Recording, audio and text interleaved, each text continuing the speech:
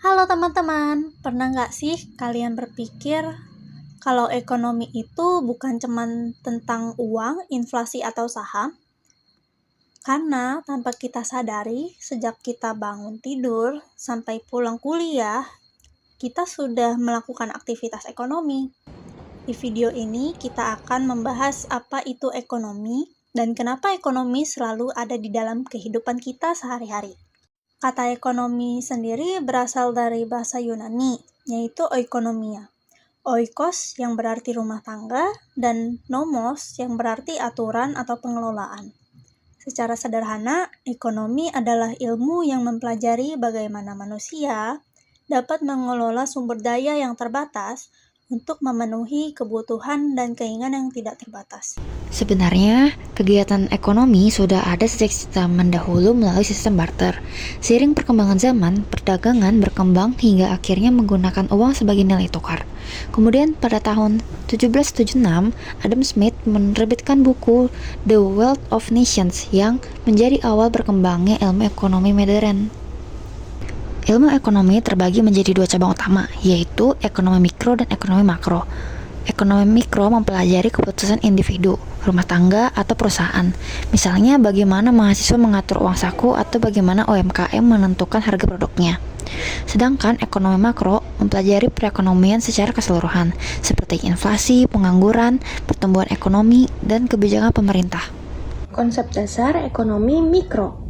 Dalam ekonomi mikro ada 5 konsep yang saling berkaitan. Yang pertama ada scarcity atau kelangkaan. Sebagai mahasiswa, uang, waktu, dan tenaga kita terbatas. Kondisi inilah yang disebut kelangkaan. Yang kedua ada needs and wants. Kita membutuhkan buku untuk belajar, tetapi kita juga ingin membeli barang yang sedang tren. Kebutuhan dan keinginan seringkali berbeda.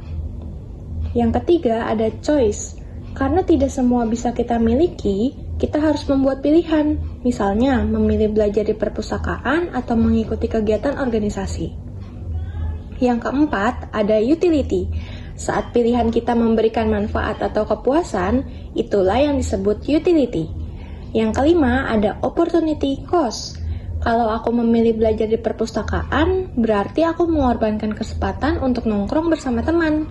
Nilai dari pilihan yang dikorbankan itu disebut opportunity cost. Kenapa ekonomi itu penting?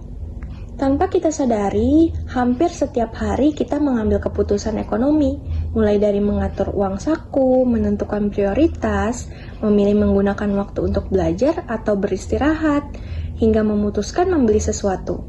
Semua keputusan tersebut menunjukkan bahwa ekonomi bukan hanya teori yang dipelajari di kelas, tetapi ilmu yang membantu kita mengambil keputusan secara lebih bijak. Jadi, dari pembahasan hari ini, kita bisa memahami bahwa ekonomi sangat dekat dengan kehidupan kita. Keterbatasan sumber daya membuat kita harus memilih, menentukan prioritas, dan menerima konsekuensi dari setiap keputusan. Itulah mengapa memahami ekonomi penting, terutama bagi kita sebagai mahasiswa. Terima kasih sudah menonton.